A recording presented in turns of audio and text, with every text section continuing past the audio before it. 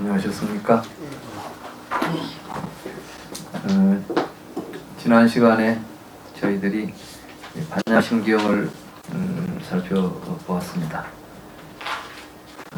이 반야심경 속에 불교의 핵심적인 그런 진리가 다 담겨 있는 것인데, 우리가 이제 그러한 진리를 좀 더 명확하게 그리고 구체적으로 이해하기 위해서 이 공부를 하게 되는 것입니다.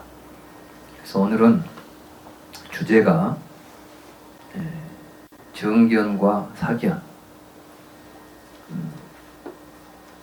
불교는 정견을 가지고 살아가는 법을 가르치는 것입니다.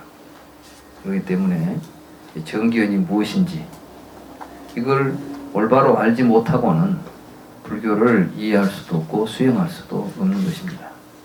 그래서 오늘은 이제 정견이 무엇인지에 대한 공부를 하겠는데, 여러분들에게 같이 교재로 공부할 책 불교란 무엇인가라는 책에 보면 제일 먼저 삼귀가 무엇인지에 대한 이야기부터 시작이 됩니다. 그렇죠? 그래서 정견을 이야기하기 전에 먼저 삼귀를 우리가 왜 하는 것인지, 또 삼귀의 의미가 어떤 것인지 이런 것을 좀 살펴보고, 왜 정견이 필요한 것인지 이러한 이야기를 앞 시간에 먼저 이야기한 다음에 그 다음에 정견이란 무엇인가 하는 구체적인 문제를 생각해 보도록 하겠습니다. 아까 우리가 이 법회를 이 공부를 시작하기 전에 우땅 사라낭 가짜미, 담망 사라낭 가짜미, 쌍강 사라낭 가짜미 이렇게 삼귀를 했습니다. 왜 절에서 항상 삼귀를 하는 것인가? 그럼 이제 불법성 삼보에 귀의한다. 불법성 삼보가 뭔데 우리가 거기에 귀의를 해야 하는 것인가? 이런 의미를 이제 먼저 살펴볼까 합니다. 우리는 왜 그러면 삼보에 귀의를 해야 하는가? 뭐 귀의 안 하고 살면 뭐 귀의를 해야 될 필요가 있는가? 이거부터 이제 생각해야 될 거 아니겠어요? 우리 절에 다니니까 무조건 삼귀 해야 된다, 이런 생각을 저는 하지 않습니다. 왜 절에서는 삼귀를 하는 것일까? 여기에서 이제 불교 공부가 시작됩니다. 다른 종교와 달라서 불교는 의심으로부터 시작되는 종교입니다. 그러니까 어디 가서 의심하지 말라 이러면 이건 불교 공부하는 길이 아니에요. 그런데 보면 이제 물론 탐진치만의, 그래서 탐심, 진심, 지심, 교만심, 의심, 이것은 중생들이 가지고 있는 기본적인 번뇌입니다. 그래서 이제 이걸 끊어야 이제 불교 공부를 할 수 있다, 이렇게 해서 오하분결이다, 이걸 끊어야 된다, 이렇게 말합니다. 그때 그 의심하고 지금 여러분들에게 제가 의심을 해봐라는 것은 다른 차원이에요. 뭐가 끊어야 될 의심이냐면, 부처님의 가르침을, 부처님이 우리에게 잘 설명해 준 내용을 듣고 거기에 대해서 믿음을 갖지 못하는 것을 이야기하는 것이지, 이제 일단 우리가 어떤 문제를 답을 구하려면 자기가 의심을 일으키지 않은 사람에게는 해답이 없는 거예요. 내가 묻지도 않았는데 무슨 나에게 답이 필요하겠습니까? 그러겠죠? 그래서 이제 우리는 왜 하는가를 묻고, 거기에 대해서 공감을 하고, 그래야 힘을 얻어가지고 진정으로 하게 되는 거죠. 따라서 하게 되는 것은 형식적으로 하는 것이지 진심이 없는 거예요. 삼귀도 절에서 하는 거니까 우리 절에 가면 삼귀 하는 거야. 그러니까 막 의례적으로 하는 삼귀는 의미가 없어요. 삼귀를 할 때 정말 마음속에서 우러나서 나에게 절실하게 삼귀를 해야 된다. 이게 절실해지려면은 삼귀의 의미를 정확하게 이해를 해야 되지 않겠는가. 그래서 이제 삼귀의 의미부터 오늘은 이야기를 시작하겠습니다. 사라나라는 것은 사라나는 피난처 또는 의지처입니다. 그런데 그 의지처가 세 곳이 있다 이런 뜻이에요. 그 세 곳의 의지처가 첫째는 붓다, 담마, 상가 이 세 개의 의지처가 있는데 피난처, 의지처라고도 할 수 있겠고 피난처라고도 할 수 있겠는데 그 의미를 피난처라고 생각해서 살펴보도록 합시다. 피난은 왜 합니까? 난리가 나니까 피난을 하는 거죠. 평화로운 시대에 뭐 피난처 찾아다닐 일 있어요? 없겠죠. 근데 부처님은 지금 난리가 났다는 거예요. 지금 우리한테 이제 야 너희들 큰일 났다. 근데 여러분들은 뭐 큰일 난 것 같아요? 별로 큰일 난 것 같지가 않아. 그런데 부처님은 큰일 났으니까 빨리 피해라. 그런데 피하려면은 어디로 피해야 되겠어요? 피난처로 피해야지. 그럼 피난처에 피해가지고 가서 계속 피난살이만 해야 되겠어요? 결국 그걸 피난처로 삼아서 공부하면 뒤에서 이제 피난살이를 끝낼 날을 기약하고 피난을 하는 거예요. 그러니까 사실은 불교는 그냥 끝까지 불교 믿자고 하는 게 아니라 언젠가는 불교 그만 안 믿어도 될 때까지 하는 거야. 우리가 지난번에 반야심경에서 보면 반야바람일다 한다 그랬죠? 이쪽이 참 물이 넘치고 힘들다니까. 여기는 지금 잘못하다가 죽게 생겼어요. 그러니까 이걸 떠나서 보니까 저쪽 건너편은 보니까 저쪽 건너편 언덕은 물이 넘치지 않고 안전하지 않냐. 거기를 건너가자. 건너가서도 건너간 배를 들고 다니면 되겠냐. 불교는 이 배 같은 거라. 삼귀도 사실은 배 같은 거예요. 그러니까 이제 우리가 의지해야 될 세 가지 의지처를 이제 삼보다 이렇게 이야기했는데, 그럼 그게 뭔데 우리가 그걸 의지해야 되느냐? 그러려면 우리가 이제 처해 있는 상황부터 알아야 될 거 아니에요. 많은 사람들이 나에게 문제는 돈이 없거나 권력이 없거나 뭔가 지금 외부로부터 갖추어진 것이 없어서 문제라고 생각하죠. 돈만 있으면 문제 없지 뭐. 이 세상 살아가는데 돈만 있으면 아무 문제 없잖아요. 요즘은 돈이 피난처가 돼 있는 거예요. 여러분들은 돈만 의지하고 있으면은 온갖 괴로움으로부터 벗어날 수 있잖아요. 그렇습니까? 안 그렇습니까?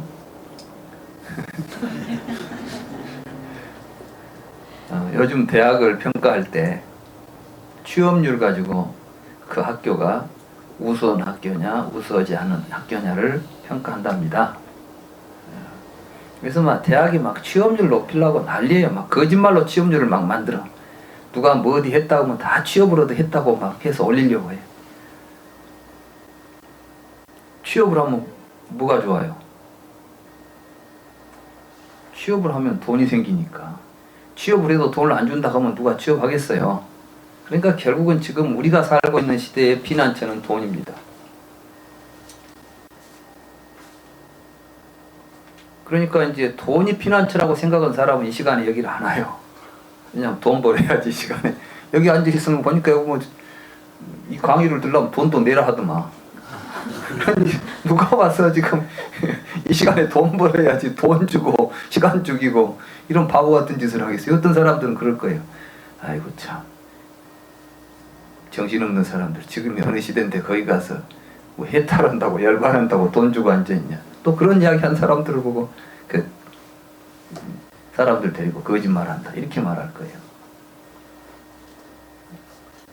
근데 부처님께서는 돈으로 해결할 수도 없고 권력으로 해결할 수도 없는 문제들을 우리는 안고 있는데 사람들이 그걸 자각을 못한다는 겁니다. 그게 뭐냐 하면 여러분들이 아무리 돈이 많아도 아무리 권력을 가지고 있어도 결국 죽는다는 거예요. 지금 보니까 삼성 회장님께서 지금 사경을 헤매고 계신가 보던데 돈 해결해 줍니까?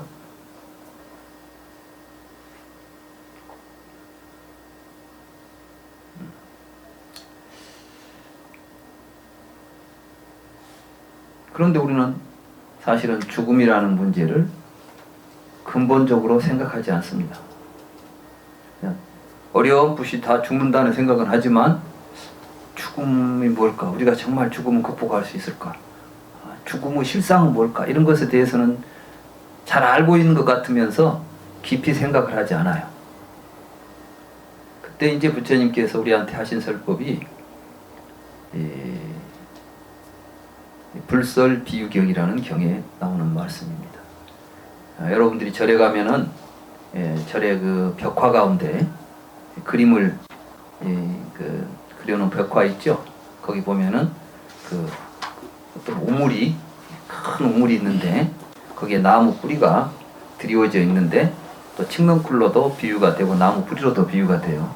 거기 어떤 사람이 매달려 있어요. 근데 위에는 보면 코끼리가 내려다보고 있고 밑에서는 막 독사가 쳐다보고 있고 그런 그림 있죠. 막 벌이 와서 쏘고 있고 이제 안수정등이라고 우리 뒤에 이제 알려져 있는 그림이에요. 다들 보셨죠? 부처님은 우리에게 우리의 처지가 그와 같다는 사실을 먼저 깨달아야 된다는 겁니다. 불교 공부는 거기서 출발해요. 그걸 깨닫지 못한 사람들한테 부처님 이야기 아무리 해봐야 별로 실감이 안 나는 이야기예요.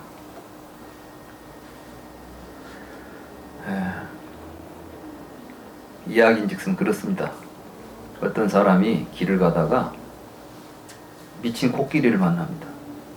코끼리가 막 날뛰니까 도망을 가야 돼. 근데 이게 이제 계속 쫓아오는 거야. 한참을 도망가다 보니까 오래된 우물이 있어요. 근데 거기는 물은 없고 다행히. 그래서 어디를 이제 피하려고 보니까 거기밖에는 피할 데가 없는 거예요. 그래서 어떻게 할까 보니까 마치 나무가 있는데 그 나무의 뿌리가 저 밑으로 낮아 있는 겁니다. 그래서 옳지. 그래서 이제 그 나무를 붙잡고 부지런히 내려가려고 하는데 밑에를 보니까 큰 독사가 입을 벌리고 거기 독용이라고 그러죠. 나가라고 하는 걸 이제 우리가 한문으로 번역할 때 용이라고 번역하는데 인도에서 나가는 엄청 뱀도 이렇게 뭐 작은 뱀이 있는가 하면 비단구렁이처럼 큰 뱀이 있잖아요. 이렇게 몸집이 큰 뱀을 나가라고 그래요. 우리가 이제 용이라고 중국에서는 그걸 용이라고 번역을 한 거죠. 그러니까 독용이 어떤 이제 독을 품은 용이 확 쳐다보고 있는 거예요. 그러니까 내려갈 수 있어요, 없어요? 이제 밑을 내려다보니 독사가 용이 아가리를 벌리고 있죠. 위를 쳐다보니까 코끼리란 놈이 내려다보고 있지. 이 진퇴양난이라 오도 가도 못하고 그 나무 뿌리를 붙잡고 앉아 있는데 옆에를 보니까 사방에 독사가 한 마리씩 있는데 그러니까 이제 땅에 못 가면 어디 옆에라도 좀 의존해야 되겠는데 거기에도 의존할 수가 없는 거예요. 그러니 얼마나 곤혹한 처지입니까? 그래서 이제 야 이거 어떻게 하나? 그럼 이제 하늘을 쳐다보는데 입에 뭐가 똑 떨어지는 거예요. 근데 보니까 꿀방울이 떨어지고 있어요. 그래서 쳐다보니 이제 거기는 벌통이 하나 있어가지고 거기서 꿀방울이 5방울씩 떨어지더라. 5방울씩. 그리고 이제 그 꿀방울이 입에 들어오니까 순간 다른 생각이 없어져 버리는 거예요. 아, 위에는 코끼리가 있다.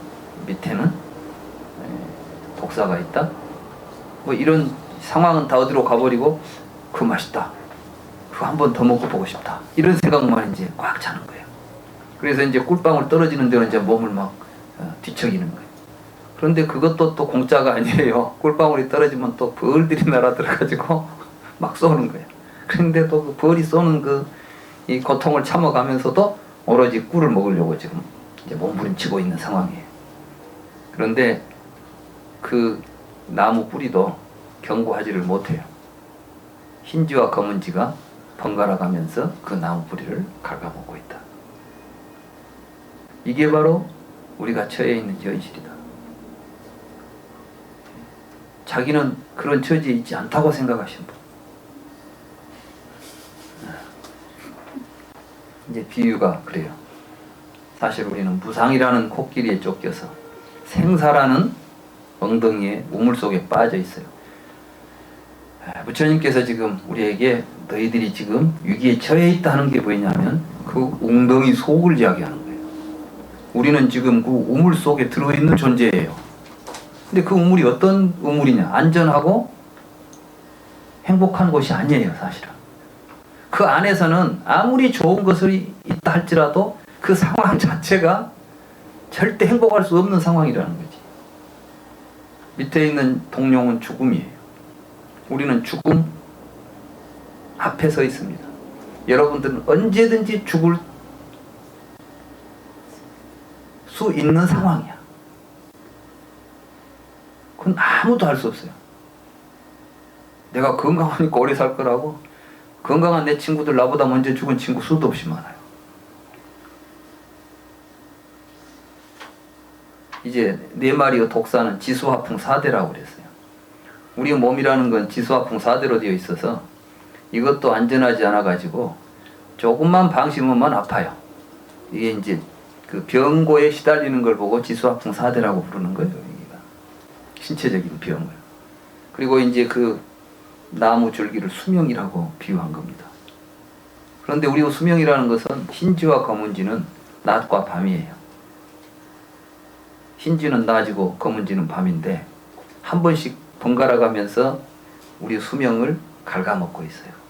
여러분들은 뭐 새아침이 밝았네 하지만 새아침이 밝았네 하는 순간 하루 수명 줄었네 이렇게 이야기해야 되는데 그만큼 우리는 매일매일 사실은 수명을 갉아먹고 사는 존재들이란 말이죠.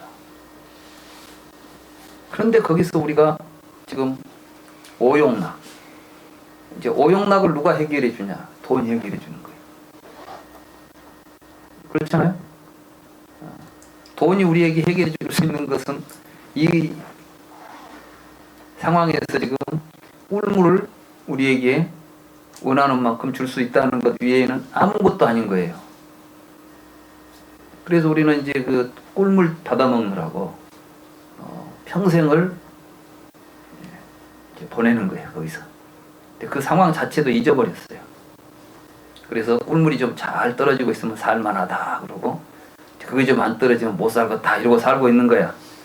그렇지만 꿀물 좀 많이 먹는 놈이나 적게 먹는 놈이나 근본에 있어서는 같아요, 틀려요? 꿀물 많이 먹었다고 지금 그 문제가 해결이 조금이라도 됩니까, 안 됩니까? 아무런 문제도 해결이 안 되는 인생을 살고 있는 거예요. 뭐 많이 살았든 적게 살았든 그건 별 상관없어. 그 상황에서 한 발자국도 못 벗어나고 있는 것이 우리들이죠.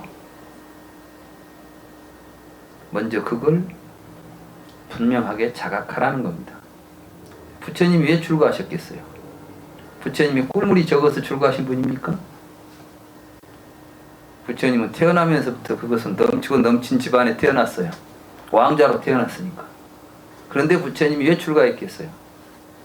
이 세상이 그 심나는 우물속이라는 것을 깨달았고 나 자신이 지금 그 안에 앉아 있다는 사실을 알았기 때문에 빨리 여기를 벗어날 길을 찾아야 되겠다. 이걸 부처님은 자각한 거예요. 그래서 불교는 고성제의 자각에서 출발합니다. 여러분들이 이 불교 진리 보면 뭐 사성제 그런데 사성제 처음이 고성제 아니에요. 여러분 좀 이상하게 생각 안 했어요? 뭔 진리가 다 괴로움을 진리를 한대. 근데 사실은 괴로움을 정확하게 이해하는 것이 진리예요. 다시 말해서 내가 지금 괴롭다는 사실을 아는 것이 사실을 사실대로 아는 것이야. 이게 불교의 진리라는 것은 뭐 따로 뭐가 진리가 아니라 있는 사실을 그대로 아는 걸 진리라고 그래요.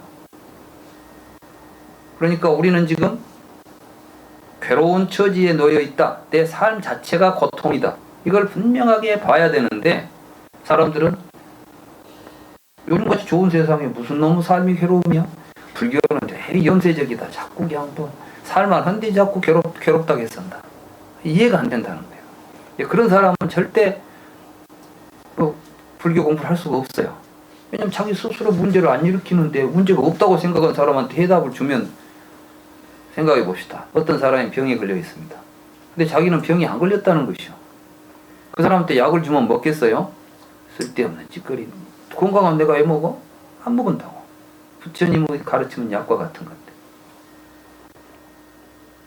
사실은 이제 우리가 여기서 공부를 할 때 불교가 뭔지 좀 알아볼까?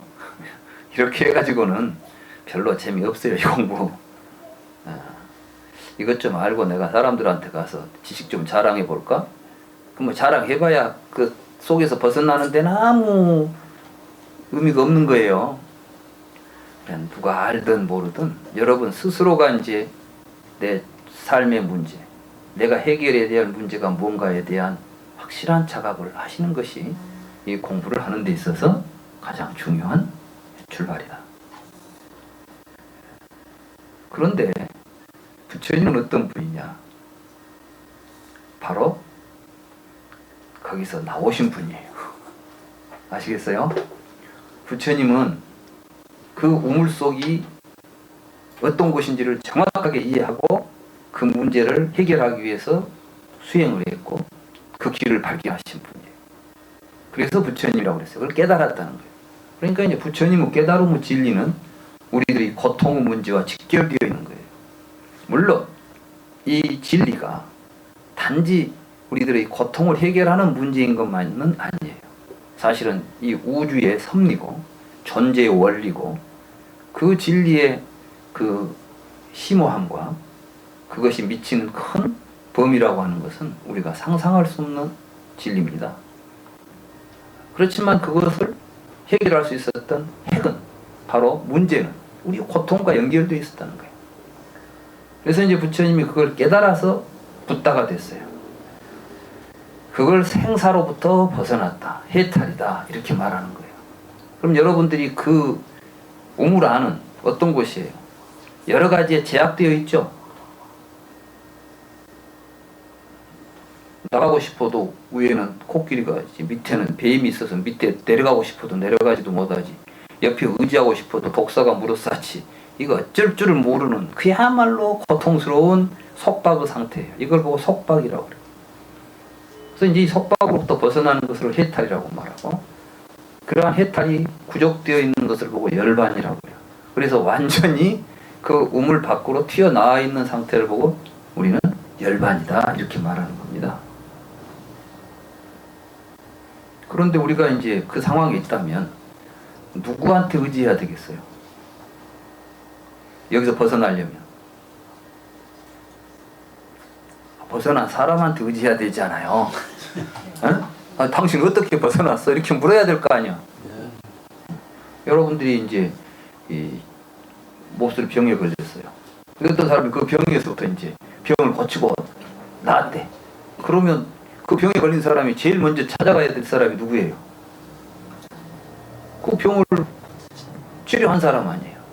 가서 물어봐야지. 당신 어떻게 해서 병이 나왔어? 이렇게 물어봐야 될 거 아니에요. 이게 부처님이에요. 그러니까 우리가 부처님을 의지한다고 하는 것은 내 자신이 심각하게, 나 자신이 처해 있는 삶이라는 것이 근본적으로 고통스럽다는 것을 자각했을 때 그걸 해결하신 분이라고 우리가 믿고 의지하지 않으면 안 되는 것이에요. 그런 의미에서 우리가 부처님에게 의지한다, 부처님을 믿는다, 이렇게 말하는 겁니다. 무슨 이야기인지 아시겠죠? 그래서 이제 부땅사라난 가짜미, 나는 이제 부처님이라는 의지처로 가야 되겠다, 나는 이제 부처님을 의지처로 삼아서 살아가야 되겠다, 이런 의미를 함축하고 있는 거예요, 이 부땅사라난 가짜미는. 그러니 그 말이 얼마나 간절하고 절실한 이야기입니까?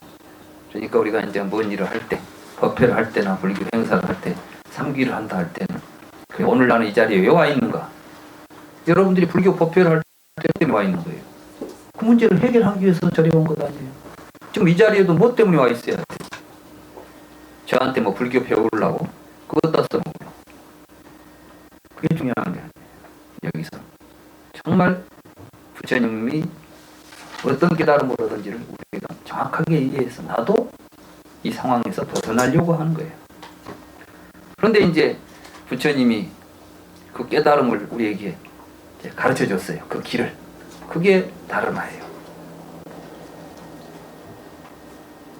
말하자면 병을 벗어난 사람이, 그 병을 극복한 사람이 나는 이렇게 해서 그 병으로부터 벗어날 수 있었다.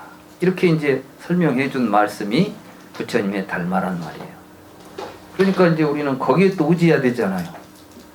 그래서 이제 부처님은 달마에 우리가 귀합니다. 이렇게 말하는 거예요.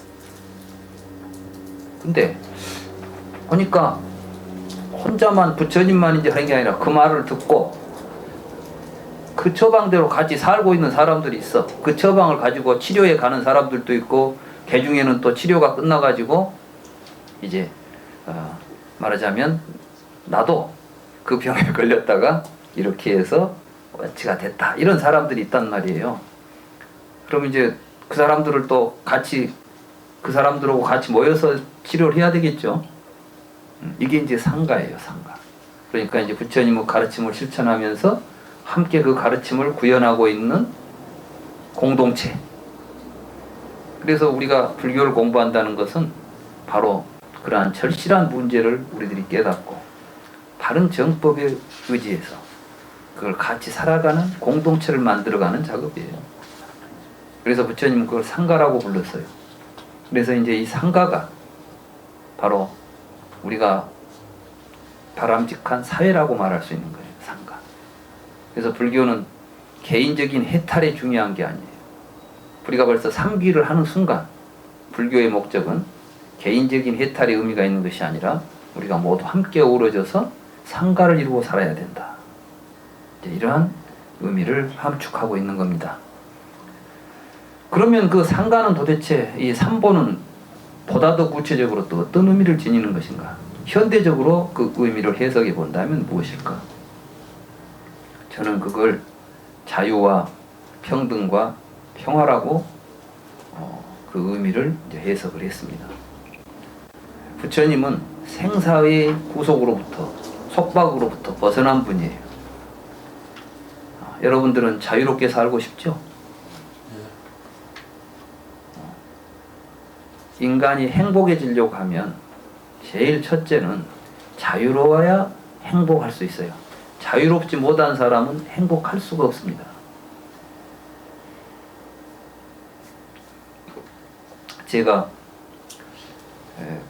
저는 이제 군대 생활을, 전투 경찰 생활을 했어요. 그러니까 뭐 험한 군대 생활 안 했습니다.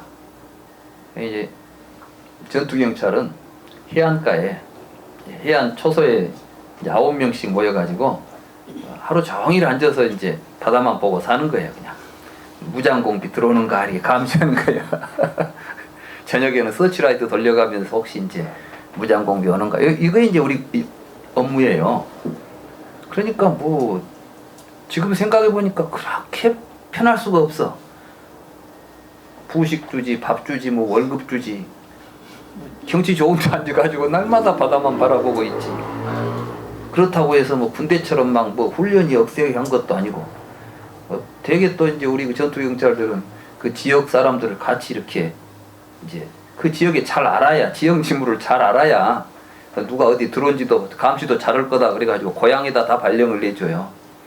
그러니까 가서 보니까 막 나는 좀 늦게 갔는데, 다른 사람들보다 한 3, 4년 늦게 군대를 갔는데, 가서 보니까 막 2, 3년 후배들이 모두 고참이라고 모두 있는데, 보더만 형님 이제 오셨어 오는 거야. 그러니까 뭐 군대 생활을 해도 뭐 쫄병부터 내가 고참 노릇을 했으니까 뭐 아무 제약이 없고, 더더군다나 또 이 군대 부대 또 대장이 나를 엄청 좋아했어요. 대장은 틈만 나면 나하고 놀자고 자기 차 타고 나를 불러가지고 나랑 같이 놀러 다니고. 그러니까 군대 생활인지 뭐인지. 오직하면 내 친구가 같이 이제 한 부대에 있던 친구가 우리 집에 이제 휴가로 가니까 집에서 나 잘 있냐고 우리 어머니가 물었대요. 그러니까 그 친구 대답이, 중표가 군대 생활하니까 어때 생활하지 근데. 그러니까 나는 정말 군대 생활을 거의 뭐 스트레스를 받은 적도 없고, 그런데도 제대 날을 날마다 꺾고 앉아있는 거예요 이게. 그 뒤에 이제 제대하고 내가 이제 근무하던 데를 한번 돌아봤어요. 야, 가는 데마다 경치가 그렇게 좋고 살기 좋은데요. 근데 내가 왜 여기 살면서 그때 그렇게 여기서 빨리 제대하고 싶어 했을까? 그 생각해 보니까 단 한 가지, 자유가 없는 거예요. 내가 가고 싶어서 앉아있으면 좋은데 나는 그 자리에서 나올 수 없다고 하는 제약 때문에 내가 고통을 느끼는 거예요. 나는 그때 이제 느꼈어요. 아, 우리의 삶에 우리의 지금 내가 무엇을 하고 있느냐가 아니라 그걸 내가 내 자유롭게 하고 있느냐, 어쩔 수 없이 하고 있느냐가 우리가 삶의 질이다 이거. 그러니까 뭔 일을 해도 지가 하고 싶어서 하는 일은 지 몸이 막 뭐 깨져도 재밌는 거예요. 근데 하기 싫은 일은 아무리 좋은 것도 사실은 고통스러운 거예요. 이 자유예요, 자유. 부처님은 그야말로 대자유인이에요. 대해탈했으니까. 근데 자유의 의미도 우리가 앞으로 이제 공부를 하면서 정말 자유로우려면 무엇이 자유로워지는가를 알아야 돼요. 사실은 여러분들이 왜 돈을 벌려고 한 줄 아십니까? 사회적으로 돈이 자유를 보장해줘요. 가장 중요한 돈의 기능입니다. 그리고 민주주의 사회가 역사적으로 지금 현재 우리가 말하는 그 민주주의 역사 있잖아요. 전제 어떤 그 왕권으로부터 시민혁명들이 일어나죠. 그때 우리가 이제 부르주아 혁명이라는 걸 말해요. 부르주아가 어떤 사람들이에요? 유산계급자들이에요. 말하자면 재산을 가지고 있는 사람들이에요. 그 사람들이 혁명을 일으켰어요. 그때 혁명이 뭐겠어요? 내 돈 가지고 내 물건 가지고 내가 쓰는데 왜 네가 간섭하냐 이거야. 왕들이 이제 막 이래라 저래라 하니까 이건 내 물건이니까 내 마음대로 쓰고 있는데 왜 네가 와서 이래라 저래라 해. 나도 자유를 갖고 싶어. 그래서 이제 왕권으로부터 자유를 얻으려고 보니까 이게 이제 혁명이 정치적인 구조를 변화시키려고 했던 거예요. 그 뒤에 이제 공산주의 혁명이 일어나죠. 공산주의 혁명은 또 왜 일어납니까? 공산주의 혁명을 보고 뭐라고 그래요? 플로레타리아 혁명이라고 그래. 플로레타리아라는 뜻이 무슨 뜻이에요? 무산계급이요. 가진 것이 없는 사람들이요. 이제 민주주의가 되긴 됐는데 이게 자본주의가 돼요. 왜냐하면 돈이 우리를 자유롭게 해주니까. 그래서 이제 자본주의 사회가 돼가지고 돈으로 자유를 사게 되는 거예요. 알고 보면. 그런데 돈이 돈을 벌어요. 그래서 노동을 아무리 열심히 해봐야 돈 있는 놈들이 결국은 다 뒤에 가서 보니까 다 돈 있는 놈한테 가게 돼 있어. 구조가. 지금 우리 구조도 그렇게 돼 있어요. 여러분들이 막 열심히 일한 것 같지만은 일은 내가 했는데 돈은 딴 사람이 막 벌고 앉는 거예요. 돈 가진 사람이 돈을 벌게 돼 있어. 그걸 이제 그 부당성, 그래서는 안 되는데 자본주의의 기본적인 구조 이런 걸 이제 쓴 책이 바로 막스의 자본론이에요. 그래서 이제 그 자본론에 의해서 본다면은 자본이 인간의 기본적인 자유와 이런 것들을 박탈해가는, 인간을 소외시켜 버린다. 그렇기 때문에 사회가 이제 변해야 된다. 그러니까 없는 사람들이, 있는 사람들은 그 사회가 변하기를 원하겠어요, 안 원하겠어요? 안 원하지. 그러니까 이제 없는 사람들이 엎어야 된다 이거. 그게 혁명이라는 거 뒤엎는 것 아니에요. 그래서 이제 공산주의 혁명이 일어나는 거예요. 왜 이런 일들이 지금 역사 속에서 계속 벌어졌냐면 인간은 자유를 원하기 때문이에요. 그럼 우리 불교는 어떻게 하면 되겠어요? 근데 불교도 지금 자유를 원하거든. 그런데 부처님은 우리에게 진정한 자유는 소유에 의해서 얻어지는 것이 아니다. 사실은 소유를 통해서 자유를 얻은 것 같은데 사실은 소유를 통해서 자유가 억압된다, 속박된다고 부처님은 봤어요. 돈 가진 사람들이 자유롭지 못해요. 왜 자유롭지 못하냐면은 자유로운 것 같은데 그 사람들은 굉장히 불안해요. 지금 삼성 엄청나게 지금 돈 잘 벌잖아요. 근데 이번에 보니까 이익이 좀 줄었다 하대요. 근데 줄었어도 손해는 안 봤잖아. 근데 거기는 지금 위기라고 그래 또. 그 이상하잖아요. 좀 덜 벌었을 뿐인데 왜 위기일까? 그렇잖아요. 이 자본의 구조라는 것은 지금 삼성이 돈을 덜 벌었다는 것은 다른 놈은 더 많이 벌었다는 거거든. 그럼 이제 더 많이 번 놈한테 드디어 이제 돈이 쓸려가기 시작하는 거예요, 지금. 이 자본주의의 원리는 큰 돈으로 작은 돈들이 빨려 들어간다니까. 그러니까 제일 큰 뭘 가지고 있으면 다른 돈들이 저절로 막 모여드는 구조야. 뭐 자석이 큰 자석이 있으면 옆에 있는 막 것들이 오죠. 근데 좀 덜 오고 있다는 거 뭐냐면 옆에가 더 큰 놈이 하나 있다는 이야기라. 그럼 이게 이제 빨려가니까 불안한 거예요. 그럼 어떻게 해야 돼요? 더 크게 만들어야 될 필요가 있잖아요. 전쟁이 벌어지는 거죠. 그래서 지금 우리 사회라는 것은 있는 자들이 자유로운 것 같지만 사실은 그 자유를 지키기 위해서 더 큰 갈등과 고통을 겪고 있는 것이에요. 근데 모르지 지금. 눈치를 못 채고 있을 뿐이지 구조적으로 그렇다는 겁니다. 그래서 대기업 회장님들은 마냥 행복하실 것 같은데 제가 관상을 볼 줄은 모르지만 보니까 행복한 얼굴들이 아니야. 그죠? 오히려 이 수행을 많이 하신 분들은 언제나 보면 얼굴이 밝고 빛나고 그런데 그분들은 어째 색깔도 티티하고 좀 어째 보면은 항상 그 뭐 행복한 것 같지 않아요. 우리 인간은 지금 자유를 찾아다녔는데 현재 우리는 무지 속에서 헛발 딛고 있는 거예요. 진정한 자유를 못 찾고 있는 겁니다. 그게 지금 자본주의로 나타난 거예요. 그렇기 때문에 불교는 자본주의를 배척하고 타도해야 될 대상으로 삼지 않습니다.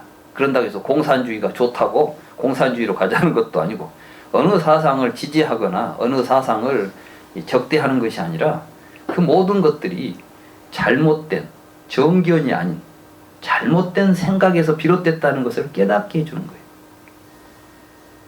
그래서 이제 우리 불교는 거의 사회적으로 어떤 제도 문제가 아니라 진실을 바라보고 바르게 살 수 있는 지혜를 갖추게 되면 우리들이 가지고 있는 현재 모든 것이 공산주의가 됐든 자본주의가 됐든 사회 구조 문제가 아닌 것입니다.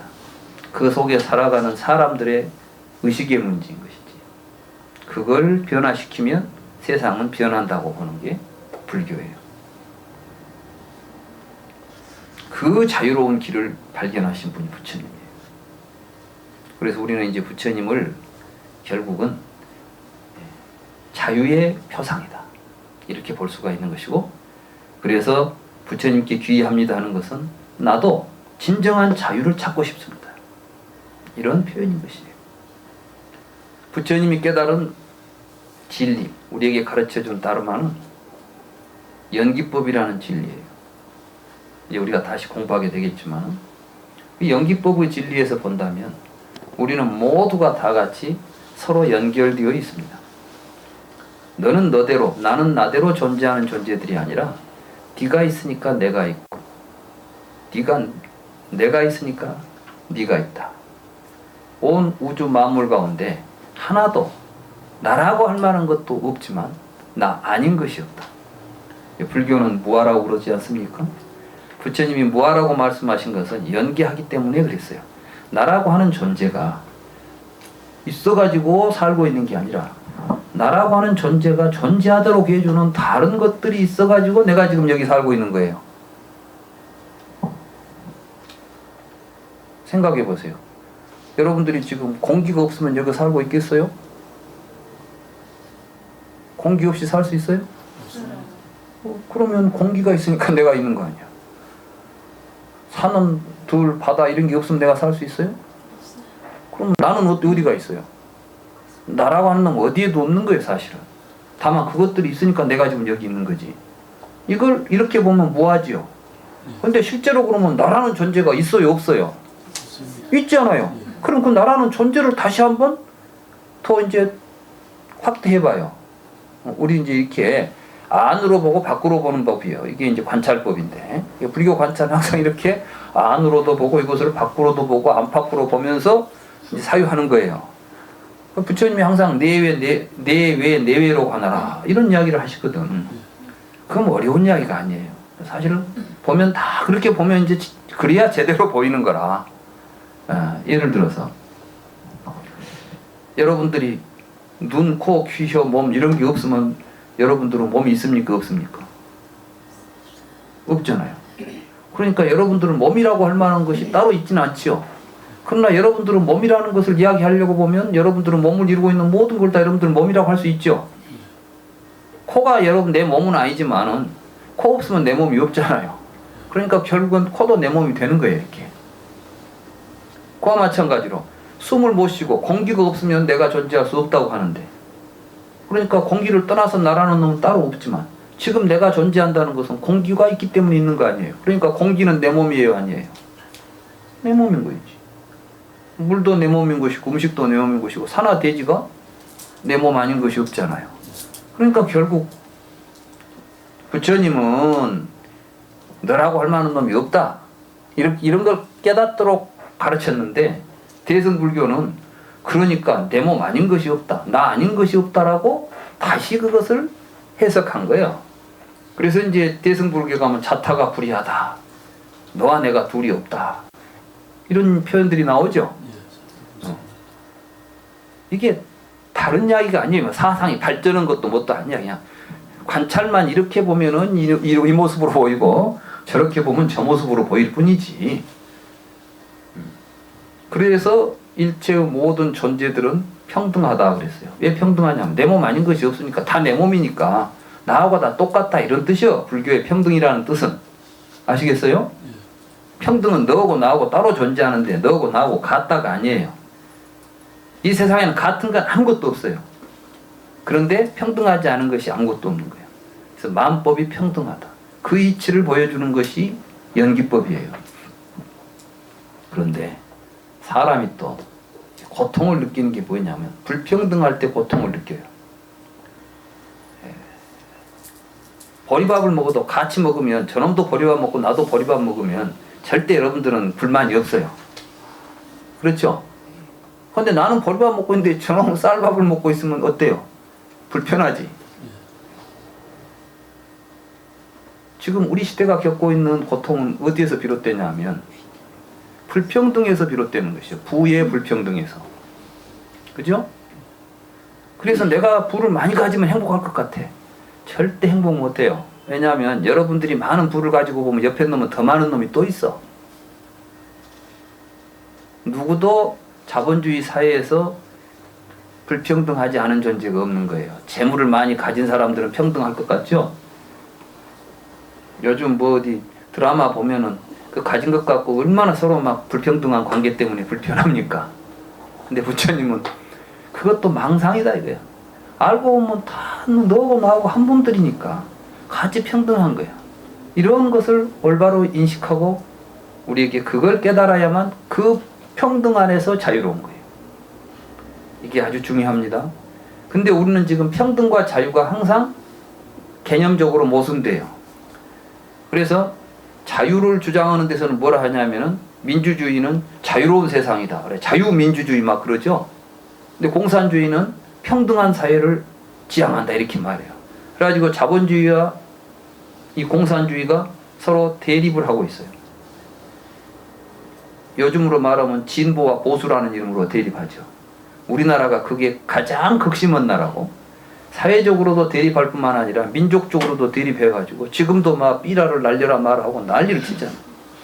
이런 놈의 나라가 어디가 있어요, 이게. 우리가 지금 얼마나 극심한 불평등의 이러한 잘못된 구조 속에서 고통을 받고 있는 걸 알아야 됩니다. 그래서 이런 문제를 해결하기 위해서도 이제 불교는 다시 우리 사회에서 이제 우리들 의식 속에서 다시 살아나야 돼요. 저는 그렇습니다. 우리가 진정으로 평화로운 통일을 하려면 우리 국민들 의식이 진정한 부처님의 뜻으로 다시 한번 새롭게 태어나야 된다. 저는 그래서 이 불교 운동을, 제가 여러분들한테 이렇게 오늘 강의하는 이것조차도 저 나름대로는 사실은 지금 남북 통일 운동 하고 있는 거예요. 우리 의식이 통일돼야 통일이 되지. 무슨 땅덩어리 통일이는 뭡니까? 지금 우리가 통일이 안 돼서 동서간에 갈등이 벌어집니까? 경상도 사람들은 전라도 사람하고 혼사도 안 하려 한다며. 물어본대. 그래갖고 전라도라고 뭐 그래가지고 누구는 속이고 결혼하고 막 그랬다 하더라고. 그러니 이게 참 얼마나 큰 비극입니까? 이 조그마한 땅덩어리에서. 그리고 바로 이렇게 자유와 평등을 올바로 자각한 사람들이 평화로운 세상을 만들 수 있어요. 그래야만 우리는 자유와 평등이 보장되어야만 갈등과 투쟁이 없어서 평화롭게 되는 거예요. 그러니까 부처님의 의지에서 부처님의 가르침을 실현하는 사람들이 모여있는 곳이 상가가 되는 것이고, 상가의 기본 덕목은 화합이에요. 부처님은 그래 이제 절집에 그런 말이 있어요.